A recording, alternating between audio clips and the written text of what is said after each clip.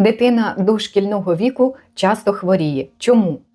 Будь-яка дитина, яка живе в соціумі, дитячі кімнати, садочок, школа, інші дитячі колективи, може і буде хворіти. Частота ГРВІ залежить не від якості імунітету, а від того, чи хворіла дитина раніше на цей вірус чи ні. Загалом, так як у групі ГРВІ є близько 200 відомих нам вірусів, то логічно, що для дитини дошкільного віку є нормальним хворіти і 5, і 10, і 15 разів на рік. Поступово, коли дитина перехворіє на значну частину ГРВІ, її імунітет буде значно стійкішим і частота захворювань різко впаде.